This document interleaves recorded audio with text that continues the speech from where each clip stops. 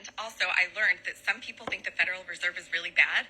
I think they think it's really bad because of like crazy stuff like, how you get an overdraft charge in a bank if you if your balance goes too low. That is actually a problem that can be solved with postal banking. Not exactly sure what the Federal Reserve does aside from set interest rates. So what does the Federal Reserve actually do? I've been talking a lot about the Federal Reserve on this page for quite some time, but I realized that I haven't actually gone through the details of what the purpose of the Federal Reserve's mission and goal is. And I'm going to talk about this specifically as it relates to 2026. I can talk about the historical role of the Federal Reserve, but I think it's important to note that the role and the mission of the Federal Reserve has expanded quite a bit since it was established in December of 1913 with the passage of the Federal Reserve Act. The Federal Reserve's main objective, as it is described by the Federal Reserve Act, is maintaining what is known as its dual mandate, which is establishing maximum employment as well as stabilizing prices. Simplifying this a lot, but the way that the Fed maintains this dual mandate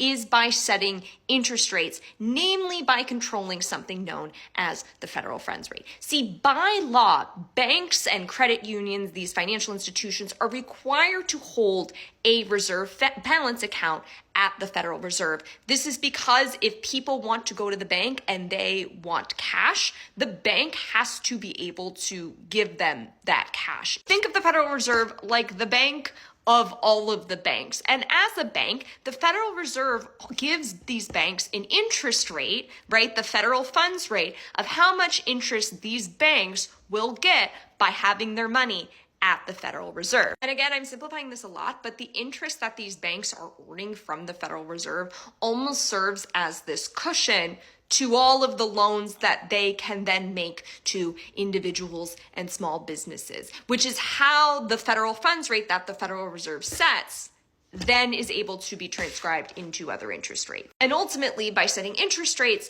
the Fed is able to encourage the economy to speed up or slow down, right? If the Fed lowers interest rates, it's not that expensive for individuals to take out loans, to get more cash in their pockets, and be able to spend that money in the economy. That's why lower interest rates increase inflation.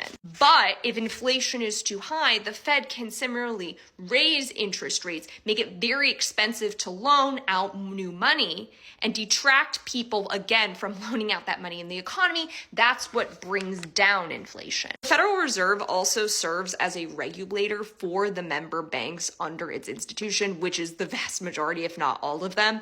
And how they do this is if a bank is behaving badly, the Federal Reserve prevents that bank from using the credit facilities that a lot of these banks use to maintain stability. The Federal Reserve is also responsible for providing a lot of the key financial services to banks. This includes things like distributing cash and coins to these banks, includes clearing checks, coin and currency storage, as well as safekeeping services. And what I haven't mentioned is that how the Federal Reserve is structured is that it's made up of 12 regional member banks. And each of these smaller banks is in charge of understanding the regional economies that exist within it. That is why sometimes when I talk about research about things like oil, for example, I mention specifically the Dallas Fed because that area of the country is serviced a lot by the oil industry. This is true across the regional banks. We think the financial sector for the New York Federal Reserve. We think of the tech industry with the San Francisco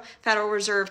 And each of these regional banks releases something known as the Beige Book, which gives us information about these regional banks. Now, there are a lot of other things that the Federal Reserve does that, quite honestly, I don't have time for a singular video. So maybe I should make a part 2 because it is a lot, but that's pretty much the basics. And for now, that's all I got. As always, if you have any questions, let me know.